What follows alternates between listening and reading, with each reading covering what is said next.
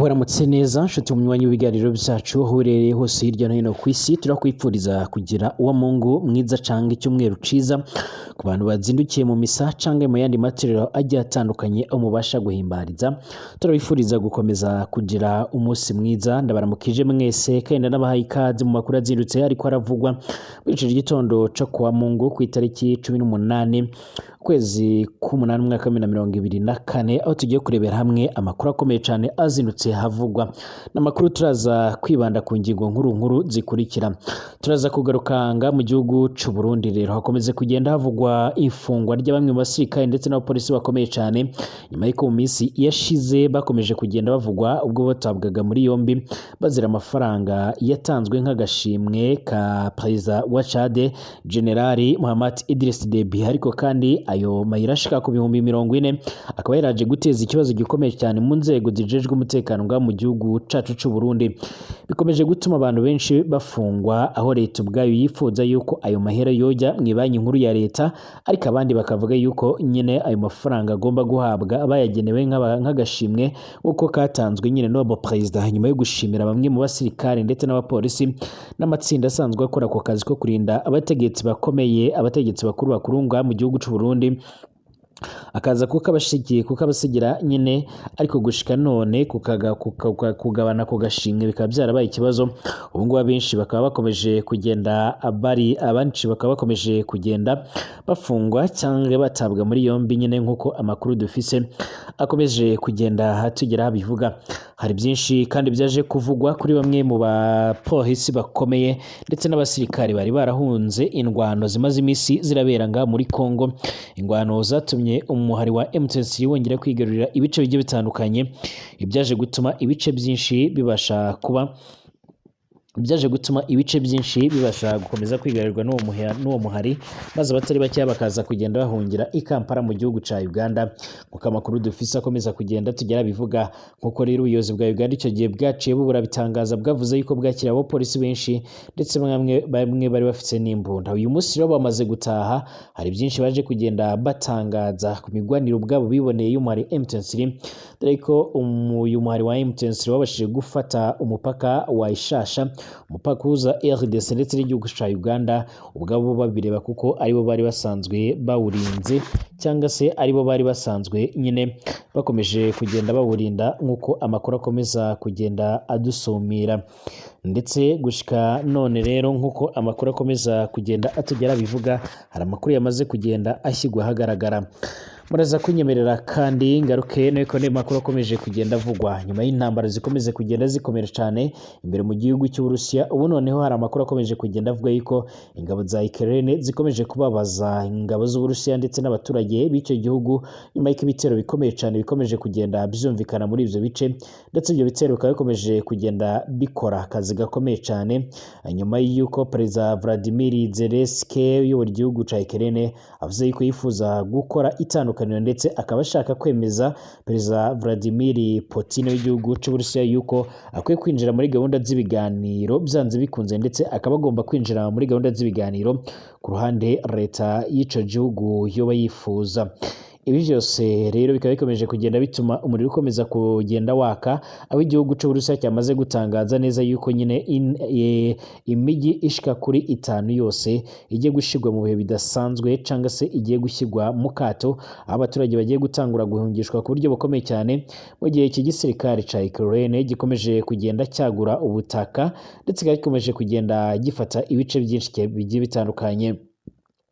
Reka mwese mbaye ikaze inshuti banywanyi ibiganiro byacu, rero mbabwira ngo munyemerere tubane muri ido nido y'amakuru akomeye cyane akomeje kugenda haravugwa. Abadukurikira mwese muri ngaha mu gihugu cacu c'u Burundi, mu ntara zigiye zitandukanye, mu makomine agiye atandukanye, ndabifuriza ibihe byiza, ndabifuriza kuramuka neza cyane. Abadukurikira muri mu bihugu by'abaturanyi, ababanyi ngaha nko mu Rwanda, Kongo, Kenya, Tanzania ndetse na Uganda, ndabifuriza ibihe byiza cyane. Abadukurikira muri mu bindi bihugu bigiye bitandukanye birimo nka Sudani y'Epfo, Mozambique, Zambia, Zimbabwe ndetse n'ahandi hose tubahaye ikaze. Abadukurikira muri ku mugabane w'Uburaya, Aziya, Australia, Amerika ndetse n'ahandi hose mwese tubahaye ikaze mu biganiro byacu tubabwira ngo niba ari ubwa mbere ushitse ngaha rero byonda ahanditse sabone kugira ngo ucaronka amakuru n'ibiganiro byacu, ndetse reka nkubwire ngo byonde ari akamenyetso kameze nk'inzogera kazwi nka notification cyangwa se notification kugira ngo ubashe kujya urabona ibiganiro byacu mu buryo bworoshye. Twibanda ku bigendanye n'umutekano, politike, diplomasi ndetse n'ibindi bigiye bitandukanye. Reka nkubwire ngo rero iyi mboneshakure ya Burundi News TV ni imwe rudende ibasha kugushikirizaho nyine ayo makuru yose akomeje kugenda abaravugwa hirya no hino ku isi. Ndabahaye ikaze mwese, tuyatanguriye ngaha muri gihugu cacu c'u Burundi. Hamaze iminsi havugwa rero ifungwa rya bamwe mu basirikare ndetse n'abapolisi bajejwe kurinda umutekano w'abayobozi bakuru b'igihugu banyine bazwi nk'ababacungerera umutekano. Aba bafunzwe rero ni bamwe mu bashatse gufata agashimwe k'amayero ashika ku bihumbi 40. Ni amafaranga menshi cyane uyashitse mu marundi, akaba ari yo mafaranga akomeje kugenda ateza akaga gakomeye cyane, ibyatumye abanyagihugu benshi bongera kuninga General Neva nyuma y'uko ubwiwe avuga yuko atumva neza ingene ayo mafaranga atoba ataragezwa mu banki nkuru ya leta, bakaba bari gushaka gukomeza kuyigabagabanya. Nyuma rero yuko Generali Mahamat Idriss Deby uyobora igihugu ca Chad avuye ngaha muri kino gihugu c'u Burundi, aho yari yaje kwitabira umuhango wo kwizihiza isabukuru y'imyaka ishika kuri 62 iki gihugu c'u Burundi kironse ubwigenge gikesha ababirigi, akaba yari umushyitsi mukuru, akaba ari inshuti magara ya nyiricubahiro Evariste Ndayishimiye. Mu gutaha yasigiye agashimwe nyine bamwe mu basirikare n'abapolisi bagerageje kumucungira umutekano. Nyuma y'ivyo byose rero hari amakuru yavuze yuko hari bamwe mu bapolisi n'abasirikare bashatse kugenda bayigabagabanya, ariko biza kurangira bamwe bari bayagenewe babitahuye ndetse bashaka kugenda bigaragambya bavuga yuko ayo mafaranga ari ayabo ubwabo bakoze ako kazi nyine ko gucungerera umutekano. Uwo mutegetsi General Idriss Mahamat Deby uyobora igihugu cya Chad. Nyuma yaho gatoya rero bamwe bazanye imvururu nyinshi baza gutabwa muri yombe, ariko gushika none hari amakuru avuga yuko abandi bantu bakomeje kugenda bafungwa nyuma yuko leta ubwayo yifuza yuko ayo mahera yoshigwa mu banki nkuru ya leta. Hakomeje kumenyekana igikomeje gutuma bamwe rero mu basirikare n'abapolisi bashinzwe kurinda perezida w'u Burundi bafungwa ari benshi ndetse no ku bwinshi. Bamwe mu basirikare n'abapolisi bashinzwe rero kurinda perezida w'igihugu nyiricubahiro Evariste Ndayishimiye nyine bafunzwe nyuma yuko nyine byari byamaze kugenda bimenyekana yuko bohawe impano na perezida wa Chad. Ni impano mu by'ukuri nyine bohawe nk'agashimwe, ariko leta ubwayo ikaba yifuza yuko ako gashimwe zimwe ariko kagomba kuba koherezwa mu banki nkuru ya leta, mu gihe iki gihugu c'u Burundi gisanzwe gifise ikibazo cy'amadevize ndetse n'andi mafaranga. Ibi byose rero bikaba bikomeje kugenda bituma habaho kwanduranya,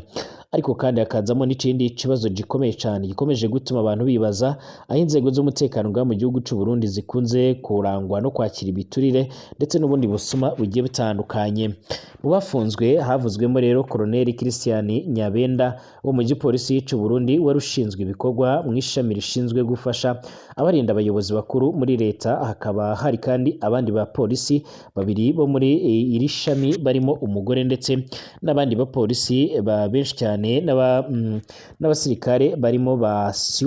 ofisiye bo muri brigade idasanzwe ishinzwe kurinda inzego za leta n'umukuru w'igihugu PCPI. Bikavuga yuko kandi aba bafunzwe bafungiye muri gereza nkuru ya Bujumbura kuva mu byumweru 2 biheze. Amakuru adushikirizaho none cyangwa se amakuru akomeza kugenda radusumira nuko uyu munsi nyine hamaze kumenyekana amakuru yuko abandi bategetsi bakomeye cyane mu nzego za polisi ndetse by'umwihariko n'abashinzwe umutekano ngo baba ari bamwe mu nabo mubongeye kugenda bafungwa.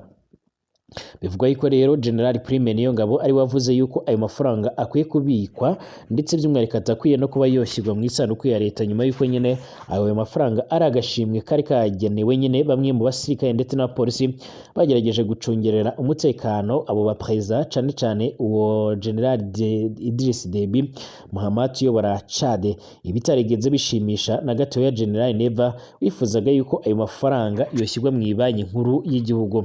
aba bafunzwe nyuma y'uko rero bari bakiriye impano y'agaciro y'amayero angana n'ibihumbi bishika kuri 40 bakaba barayihawe rero na perezida wa Chad General Idriss Deby Itno wari witabiriye icirori cyo kwizihiza isabukuru y'imyaka ishika kuri 32 y'ubwigenge bw'u Burundi ku itariki ya mbere Myandagaro umwaka wa 2024 ku itariki ya mbere z'ukwezi kw'indwi umwaka wa 2024 Prito. Amakuru aturuka rero muri Minisiteri y'Umutekano mu Burundi avuga yuko rero kuwa kane hari ku itariki ya mbere ukwezi k'umunani umwaka wa 2024 kwari bwo abantu ba polisi ndetse n'abasirikare bimuriwe muri gereza nkuru ya Bujumbura iba ku Musaga, ariko kandi ubu noneho ngo hakaba bakomeje kugenda hafungwa ubu ngubu ngabandi ba polisi bashika ku 8 nabo bakaba baje kugenda batabwa muri yombi nyuma yuko hariho harakorwa amagenzura ndetse n'amatohoza akomeye cyane mu rwego kugira ngo bamenye nyine impamvu ayo mafaranga yo batarashizwe mu banki ya leta,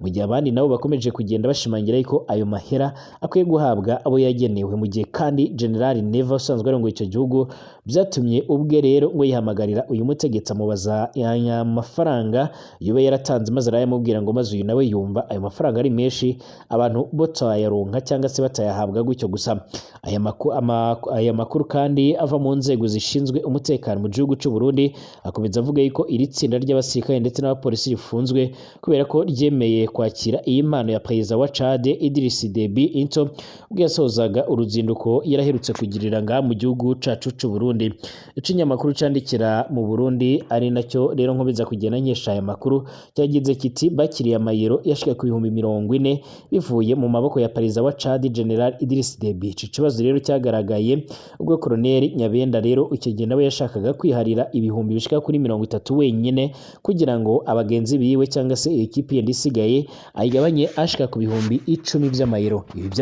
byateye akaduruvayo bituma n'izindi nzego z'umutekano ngaha mu Burundi zibimenya ndetse binagera kwa General Neva nk'uko bikomeje kugenda bigaragara. Ico kinyamakuru cyanavuze yuko kandi ko Perezida Evariste Ndayishimiye yihamagariye mugenzi wiwe wa Chad amubaza umubare wa nyabo w'ayo mayero ingabo zakiriye, undi nawe yemeza yuko bakiriye ashika ku bihumbi 40.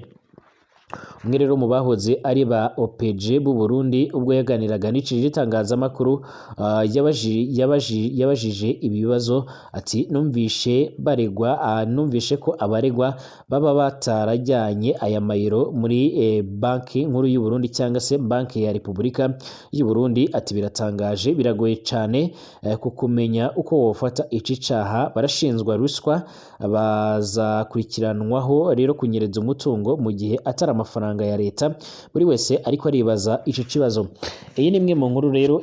yasohotse mu minsi iheze, ariko kandi gushika none hari abandi bapolisi bashika ku 8 bamaze kuba botabwa muri yombi nyene nyuma y'uko bakomeje kugenda bazira ayo mahera. Bivuga yuko rero kugeza na none ata muntu n'umwe uzi umuntu uyafise, mu gihe rero abategetsi bakomeye cyane barimo nka General Prime Niyongabo basanzwe bajejwe iby'umutekano ngo mu gihugu cy'u Burundi bamaze gutanga itegeko ry'uko nyine ayo mahera agomba kubikwa mpaka igihe umutekano wayo umaze kuba ubonekera, dore ko batifuza yuko ayo mahera yojya mu banki nkuru y'igihugu, dore ko bavuga yuko ayo mahera badashobora kuba boyaronka cyangwa se badashobora kuba bayabona. Nubwo kandi bikomeje kugenda bivugwa bityo, nyiricubahiro Evariste Ndayishimiye we akomeza kugenda ashimangira ndetse akanagaragaza neza yuko nyine atumva ingene amafaranga iyo batarashigwa, nyine atumva neza ingene uburyo ayo mafaranga iyo batarashigwa muri banki nkuru ya leta cyangwa muri banki nkuru y'igihugu aho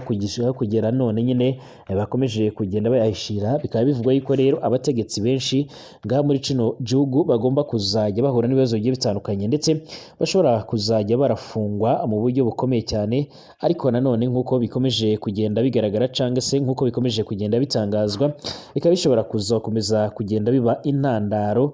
y'ibibazo bikomeye cyane ngaha muri kino gihugu cy'u Burundi. Nk'uko kandi amakuru akomeza kugenda tugera bivuga, iki kibazo ngo caba cyaragezwemo n'abandi bategetsi bakomeye cyane muri iki gihugu, akari nayo mpamvu nyine gushika none abantu batari bakeya bakomeje kugenda bavuga yuko nyine kidashobora kuba cyo kemuka, mu gihe harimo abandi bategetsi bakomeje kugenda bavuga yuko ayo mahera ari menshi ngo nabo ubwabo bashobora kuba boyaronkaho cyangwa se bashobora kuba boyafata.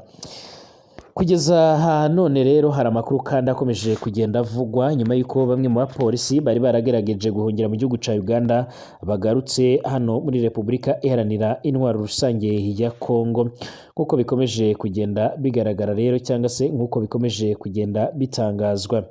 Ibi biriko biraba rero mu gihe rero intambara ikomeje kugenda ibica bigacika nga muri kino gihugu ca Repubulika Iharanira Intwaro Rusange ya Kongo, nyuma y'uko uyu muhari wa M23 wamaze igihe wigarura ibice bigiye bitandukanye ngano muri Kongo, ndetse Perezida Félix Antoine Tshisekedi Tshilombo akaba yarakoze iyo bwabaga, ariko akaba ata kintu na kimwe byigeze bimufasha.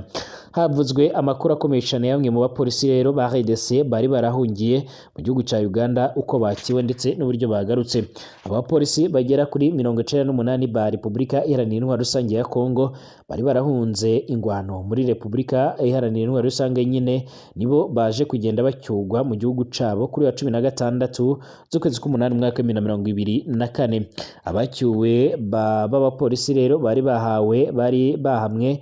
n'abaturage bari bahamwe n'abaturage 42, bakaba rero bari barahungiye mu karere ka Kanungu ko muri Uganda. Aba bakaba kandi bari barahunze ubwo M23 yafataga umupaka wa Ishasha hari ku itariki 4 Myandagaro mu mwaka 2024, ahabaye urugamba rukomeye cyane, maze abapolisi bari bashinzwe kurinda nyine mu mupaka bikaza kurangira bahunze kibuno mpamaguru, aho binavugwa yuko abenshi bonahunganye impoho zabo. Ibi bikaba kandi byasobanuwe n'umusirikare ushinzwe gutanga amakuru muri diviziyo ya kabiri y'ingabo za Uganda, Majoro Chikoko Tabalo. Akaba aba bapolisi rero bahunganye imyenda 41 n'udusanduku 55 twuzuye amasasu, uko bikomeje kugenda bigaragara. Majoro Tabalo rero yanasobanuye yuko abo bapolisi hamwe n'aba baturage b'abanyekongo basubijwe muri RDC banyujijwe ku mupaka wa Mondwe Kasindi, nk'uko yaje kugenda bitangaza. Hama rero yagize ati ntabwo ari ubwa mbere twakiriye abashinzwe umutekano bo muri Repubulika Iharanira Intwaro Rusange ya Kongo. Muri ibi bihe rero iki gihugu kiri mu ntambara twabitayeho dushingiye ku itegeko mpuzamahanga, tubaha inzira yo kunyuramo bataha. Mbere y'uko rero aba bapolisi bacyugwa ku itariki 12 z'ukwezi k'umunani mwaka 2024, babanje gusurwa rero n'intumwa za leta ya Kinshasa zari ziyobowe na Lieutenant Colonel Jacob Apunia, zagiye gusuzuma imyirondoro yabo, zaje kwemera yuko ari abanyekongo ndetse ari na bamwe mu bashinzwe umutekano babo. Major Tabaro yanasobanuye yuko impunzi z'abanyekongo zikomeje guhungira mu gihugu ca Uganda zinyuze mu duce turimo Keshero, Ishasha, Bunagana ndetse n'ahitwa Nkuringo mu karere ka Kisoro, aho bakomeje kugenda bifashisha binjira muri icyo gihugu cya Uganda. Uko aba banyekongo binjira muri Uganda rero niko Uganda ikaza umutekano ku mipaka kugira ngo hatagira abagizi ba nabi binjira muri icyo gihugu, nyuma y'uko umuhari wa ADF usanzwe urwanya leta ya Uganda n'ubundi nawe wakajije ibitero, ndetse ukaba ukomeje kugenda ugerageza ko wakomeza kugenda wivugana ibyo bice, nk'uko amakuru dufise akomeza kugenda atugeraho nyine. Uko rero bikomeje kugenda bitangazwa, uyu muhari wa ADF nawe ni umwe mu mihari ikomeje kugenda iteza icyugazi, ndetse ikomeza kugenda ituma igihugu ca Uganda gikomeza guhabwa akazi gakomeye cyane no gucunga umutekano ndetse